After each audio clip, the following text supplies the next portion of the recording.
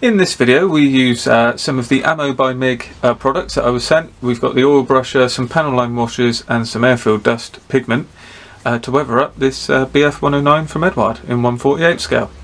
So among some of the products that I've been sent are the oil brushes, which is a new concept on me, I must admit. So these seem to be very much sort of oil in a kind of makeup style thing, a bit like mascara. If you're, I'm not sure whether you're familiar with that, but this is the sort of thing. I mean, it's a long brush in a bottle of liquid. Now, I'm a bit hesitant to go ahead and plonk some of that straight on the model. I haven't actually looked up any tutorials on this or anything, but I figured, you know, this is how I'd go into anything anyway, so I'm sure you can join me and we'll work out what the best way to use these are. But I'm certain if you refer to Mig's website, here I have some in-depth stuff, and I'll put any links in below. So I'm going to pop some of this oil just in my palette here, just using the brush. Now, I imagine with armour you could probably get away with things a little bit more. You could start chucking some of this on the underside and then see how you spread it, but for aircraft I'm going to be a little bit, certainly with this aircraft, I'm going to be a little bit more reserved. So that was buff. Then we've got medium grey, so I'm going to stick some of that in. I'm going to put a little dab of that in the same area, then also put some in on its own, because I want to try and mix some of the colours and then keep the colour as well. I think that grey is going to be very, very useful for this aircraft, the colours on this aircraft. And then we've got an ochre, which is a pretty standard colour. I suppose they're all standard colours really. They would work very well from a sort of dusty, sandy kind of environment. So let's start with the oil brushes first, because these other panel line washes are very much more like thinned enamel wash, so they're ready to go. You pretty much just run down the panel lines with them. So I've got some odourless thinners here, which I believe, I'm going to get a bit confused now, but I think these are straight sort of mineral spirits. It's from an art shop. It's art thinning materials for artist oil paints. So I'm going to put a little dab in the palette there and see what happens. I've got my mixing brush here. So I'm hoping that's going to thin these down just like any regular oil paint, and it is. It's turning that into a bit of a wash. So that's the buff colour there being pulled into a wash. And then without actually cleaning the brush, I'm going to go in and just grab some of this grey as well to get a bit of a thicker thing going on. And then I'm going to start applying it to the aircraft. Now, it's worth mentioning that this model is now completely dried. It has been painted with lacquers. Not that really matters in this instance, but I mean, the different paints have different effects, and you've got to be a bit careful with that. But pretty much, as long as the paint is fully cured, which this is, you shouldn't have any problems going direct onto it. However, with all that said, I have applied a matte coat on this one, so that's all dried off now. So you just want to be careful if you're going straight onto paint. You know, you don't want to do it onto fresh paint. I'm just going to try sort of picking out some areas. So what's happened on that wing where I've put it is it's gone straight up the panel line, which is actually quite a nice effect. So this is the thinned buff colour. So with it being thin, if you hopefully we're somewhere near it. If I just put a blob near the top of that line, should have seen there it ran all the way down. And that's using capillary action. That's what we want. So just hit this one again. Now I know I'm doing a panel line wash with this, but there's more to come on this in a minute. I'll show you. So that's showing you how thin it's gone, and it's actually extremely good quality oil paint. Straight off, this is perfect for the job. It's actually a lot easier and a lot.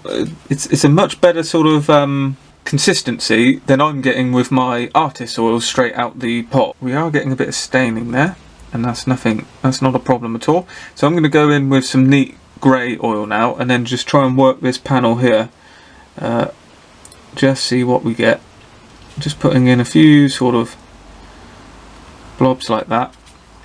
Then with some neat oils that I've got in the back of this palette here, I'm just doing now. I'm going to just thin that down on the brush. And again, it's not really worrying about the mixing of colours here or anything. Just let that kind of work around, pick up some of the rivets, just give a kind of dusty feel to this wing here. it's sort of working with this camouflage that I've got. This is a kind of grey colour. This is ROMO2 that's gone over the splinter pattern of this German aircraft. And then I'm just kind of working on that and accentuating that a little bit. So I've naturally decided just to run along that camouflage with this colour, because that just sort of feels right to me. So that's where we're going now.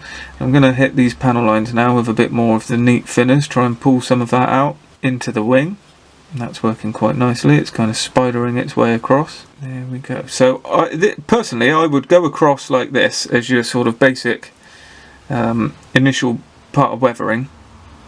Try and get some of this stuff working on the wing, on the flat areas, just trying to get some interest going, break it up a little bit, break up the uniformity. Then afterwards go through with some of your panel line washes. Now I'm hoping you can see all this. I've changed the angle a little bit, but you just have to bear with me. Now this is very subtle. A lot of that oil has obviously gone on there. I haven't washed it off, but you can't really see where it is in that. You can see that there's a difference from this cross running up there to where there's the standard paint, and that's what I'd like. That's what I'm going to be doing with these anyway, to try and get a kind of subtle weathering, just to build up an overall kind of feel to that area. Then start cutting through that with some of the darker panel line washes, and that will really start to give some interest. And because this Eduard kit has actually got full riveting, we can really sort of go to town on it. So again, this I seem to be using just the buff colour here. I'm going back to where it was thinned and picking that up. So let's grab a bit more grey into this now and make it a little bit darker for the next panels. And as you'll know, if you've seen any aircraft restored or pictures or whatever, one panel is never the same next to another panel, so that's what we're trying to replicate, trying to get some interest here. We've got a raised panel there for the gun access point and the ammunition belts, so I'll actually go over that with a different colour and probably mix them again, maybe even add some ochre in, just to give some contrast. And I'm kind of working in the squares between the rivet lines, not worrying about the panel line so much, more working in this block here and across the cross as well. But again, same principles, because the cross is black, we'll go in there with different colours and weather that separately. So hopefully you're following me. I'll now speed the video up a little bit and add a little bit of music.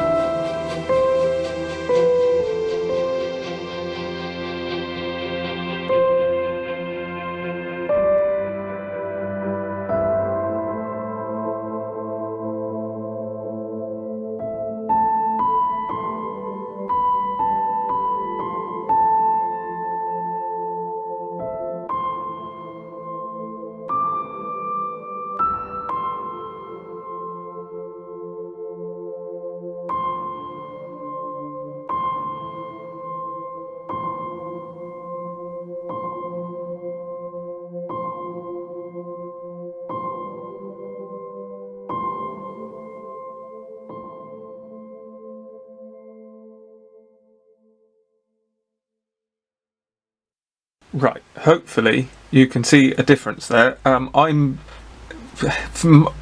mightily impressed by these, I must admit, just by this initial pass. This is already, I didn't really want to weather this one too much, and I was thinking it was going to take quite a while to get where I wanted. This wing is exactly what I wanted. I mean, I'd happily leave it like that. Like I said, I will cut through with some panel line washes, and that's completely it. These are very high quality oils. Now, like I said, I've only used artist oils in the past. I'm not just saying that because they were sent to me. They really are good. I'm getting better results out of these than I ever would with tubes of artist oils that I've got at the minute.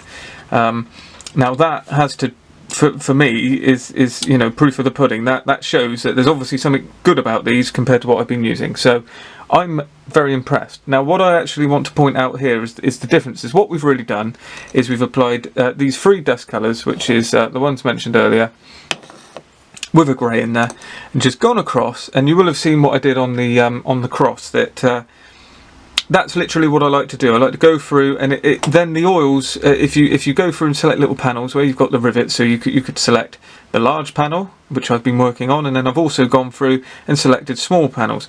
Then on that cross, where I sort of picked out lines heavier in places and not in others, and then just streaked through. So I've got the brush I've been using with thinners already on it.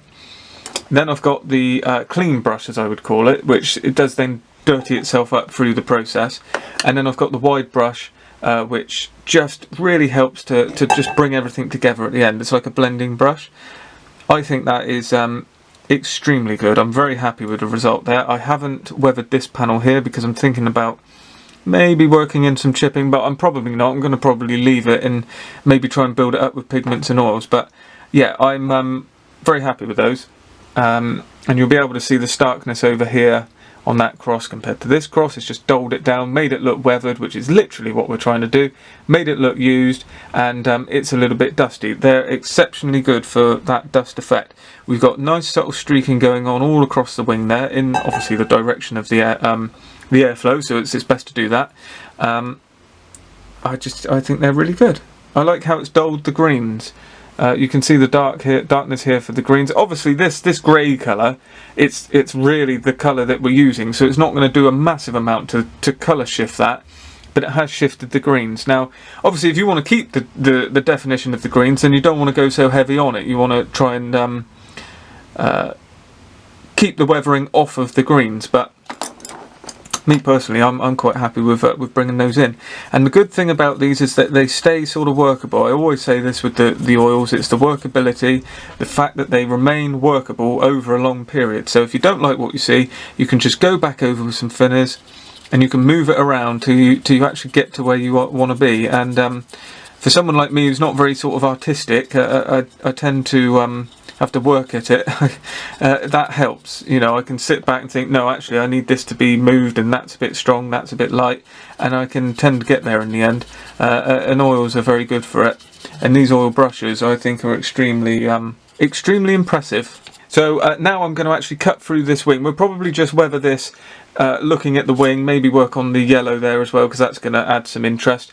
And then at the end I'll show you the final aircraft with some pictures of how the weathering looks overall. So if we now think about putting some panel line washes on, we've got a neutral brown wash, storm grey, which might be quite useful, and then we've got a grey for black, which is stone grey. I think this dark grey actually would be very good. This comes from the early RAF fighters and bombers set. So these are designed for, you know, the the Lancaster sort of colours with the black underneath and the green and brown on the top. That's what they're designed for. But let's not let that worry us. They'll be absolutely fine. So you want to make sure you've got all the pigment out of the bottom. Shake them well, and then break the seal. And there we are. We've got a nice thinned liquid ready to go. So you want a good pointed brush. In fact, I actually used the lid, because some of it retains in the lid quite nicely. So I just let the brush soak it up, just by tipping the brush in there. And again, like we did right at the start, you want to touch just around the panel line, and then the capillary action lets that run right the way up. And that's actually still going, that's on a matte coat. it's still going all the way up that panel line. So I brought you in a bit closer. This is the panel line that we've used here. So we'll just tap the top. Nearly made it, but not quite. It's alright to go into this gutter here as well, where the flaps go in and out.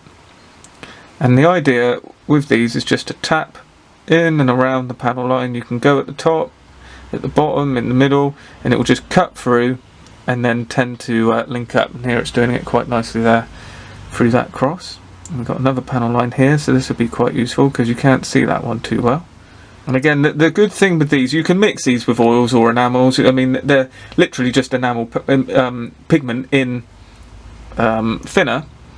But the good thing with these is the work's already been done for you, because the colour match is just perfect. It just does exactly what you want it to do. They work really nicely. It's already at a good consistency, so that's what it does. I mean, I use a lot of oils myself, but I've got these as well because they're just so handy to grab off the shelf when you want to do a quick bit of weathering, for that exact reason, that they're just ready to go. Now this is really starting to come together in my eyes. I'm really enjoying how this is starting to look. I don't mind heavy weathering. I've done it on the Aerocobra before. It's probably the thing I've weathered the heaviest. This, like I mentioned earlier, I'm not gonna go too mad on. But then again, with weathering, it's one of those things, it tends to develop as you do it. And I'm starting to like the way this is going, and now I'm thinking, right, with those panel lines on, maybe we can pick up some rivets and stuff. So here we've got a section of rivets, so I'm going to try and see if I can use these just to bring out some of those rivets, see what it will do across there. Obviously it's going to sit on top, but we can get to that in a minute.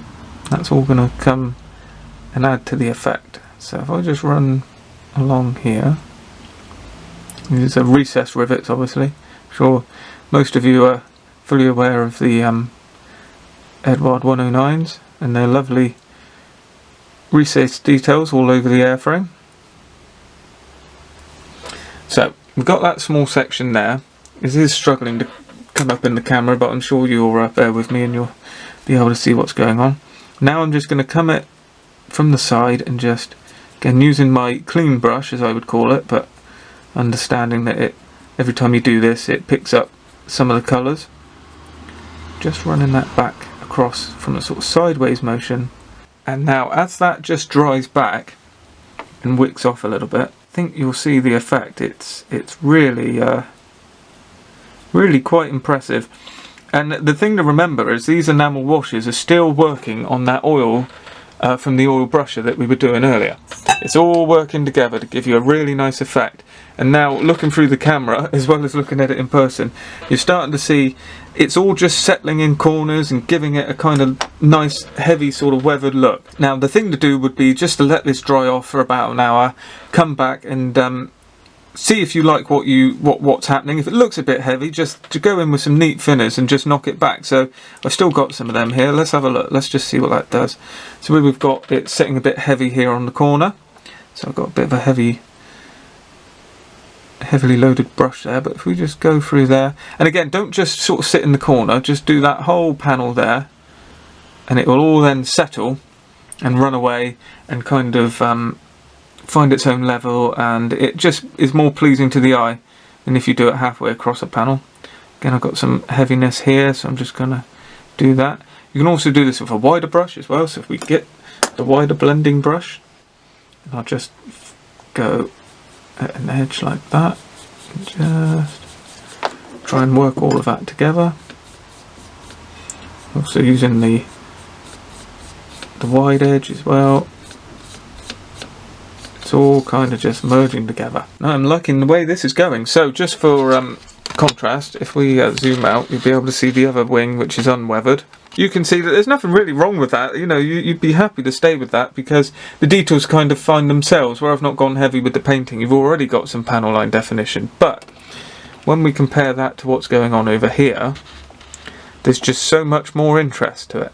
That's the sort of thing you can get from these products. So that's what I wanted to show you. That's really the kind of idea that we're going through here.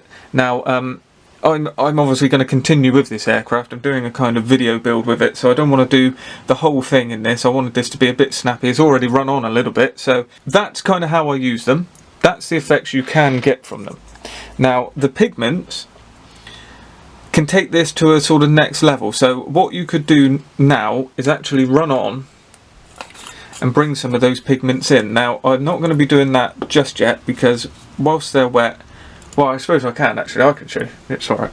So these pigments, as the name would suggest, are a pigment, and they're very fine powder. And this does tend to knit into the detail, and especially if you've got a matte coat, it sticks very well. So you've got to bear that in mind when you're using this. But there is an effect, even though we're still a little bit damp on there. That's not a problem. So if I just get some of these. This is an area where you do need to be careful, because this isn't like oils, so you can go too heavy with this, and it can be quite a pain to get off, and if you make it wet it tends to get sort of sticky and turn to like a kind of mud. So less is more on this. So here I'm just knocking a little bit off, just seeing what I got. Don't want too much, making sure it's not too wet, and then just picking a sort of area. So let's pick the back of here, just with the subtlety. It's barely anything on the brush, but it's just starting to build up a bit of dirt at the back there. Whether that's an area that would catch dirt, I'm not so sure. Again, knocking a bit off, a bit more on the brush here. If we go on a bit of the aileron here. Now we're really into subtleties now, so this is just kind of giving some spots. You're probably not going to see any of this on the camera, but this is a way I would use pigments in this scenario. You can obviously plaster them on undercarriage as well, which is what this is designed for, and that will give you a nice dusty look to the wheels. But on the actual airframe, you can just go in with some pigments and just give a little bit of. They can just give you something different that oils maybe don't. And you can work them into the surface, and they all add to the overall effect. Now that's just giving us a darkened panel there. Now again, I'm not sure how much this is going to show. There is a little bit of hazing there, I suppose, and you can just work that around. And of course, if you then took your time and applied that to different panels, it would then add to the dusty effect. So, and if you had some darker ones, you know, you could put them around the sort of machine gun, not for the sort of dusting effect, but just to give a kind of bit of wear and tear around here. And if you wanted to have the effect of dust coming up and over as well, you could obviously do that and blow that back as well. But you can see here and here is where I've used those pigments, and that's just the kind of difference that I'm talking about. It's just giving a bit of warmth to the edge, just kind of worked it into that colour. And again, you can then pull those through. So if we use that stiffer clean brush, as I keep calling it, you can then go in and just work that back through and then add it to the colour, and it's pretty much gone there now. But of course it's not been taken off, it's not on the brush, it's worked into the surface, and it's all added to the overall effect. Now as this is drying back, I'm starting to see there's some areas where some of those washes could actually do with cleaning up, so this is a good time now just to go in there, some of those thinners. And then with some of those thinners, I'm going to go over this area where we put some pigments, and you'll start to see they'll have a different effect. They kind of go to a kind of more darker colour, and they kind of go a bit further. If I just pull them up here,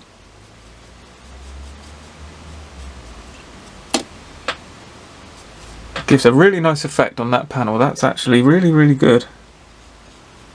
It's worked very nicely. And you don't always need the thinners either, where you want to knock stuff back into the panel line, because where it's still sort of setting, you can just go over it. As long as it's a stiff brush, it will push it back in a little bit. And I think we just need a little bit of thinners there, just to liven that up around the bottom of this panel line. So it's starting to stick. But again, that just shows you don't have to be worried, because it's just made it all movable again, and it's all just worked itself back into the back out of where I didn't want it and gone into the area where it doesn't matter, where it all adds to the effect. And I think that's plenty enough for that. You can see how addictive this is. I'm still going over it, even though I said I was going to stop twice now. I'm meant to be concentrating on pigments and I'm getting carried away. But overall, I think you'd agree that that's a nice effect. You can take that as far as you want, or stop a lot before where you've got to this point than I have. I mean, you know, it really gives you endless possibilities, so I think they're well worth a look. Now I'm going to apply some of those pigments now to the undercarriage, just so you can see where how they're used, and I think that will draw this little demonstration to a close. Now, needless to say, I wouldn't usually do the pigments in this order, because this, you can see it's clean on the underside. Usually I'd weather it with the oils like I have, let that set, and then pigments would be the last thing. But for the purposes of this, I can work around this, it's no problem.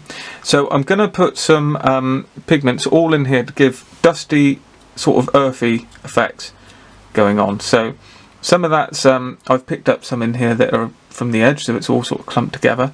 That's not a problem. So I like to put it in there loosely like this and let it run up that channel there as well. And then the next step is, when you've got it nicely sort of in and around where you need it to be, is if you get your trusty pigment scraping spreading tool, which is for me a cut down brush like this, you can just kind of work it into the surface. And it being a matte surface, it will pick up the roughness of that surface and bite into it nicely. You can go all the way around, not really worry about how it's going in, just kind of get it in there one way or another. And then work the angles, get it around the side, just in a natural kind of way that dust would collect from the wheel going in and out. Then, if you get slightly softer but still quite stiff brush, you can go in again as well and work that around.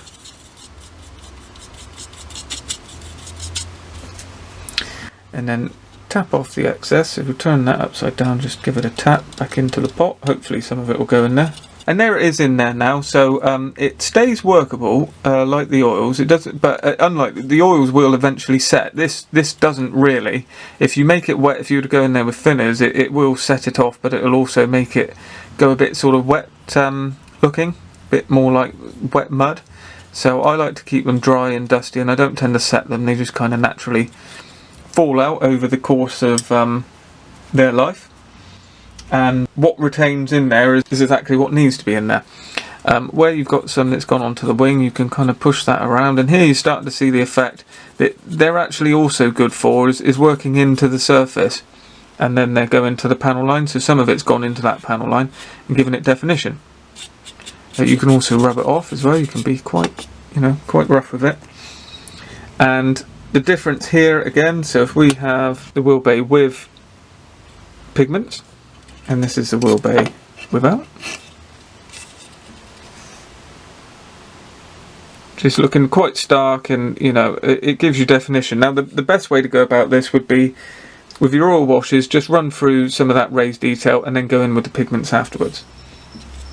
Again on the wheels, so if you give that wheel some oil washes and then apply the pigments around there as well, it'll give you a nice dusty effect. It'll pick up the high spots on the raised detail. Here we've got some tyre wall detail, and it really does sort of just give them the next level of detail. And the reason for pigments, as opposed to oils and the rest of it, is to give that earthy look. Now you wouldn't want pigments up there so much, that's where you'd rely on your oils, but on the wheels it's always going to be dusty, and it will give you that nice natural look, much like in the wheel wells. There you can see it's just sort of naturally collecting around the edge.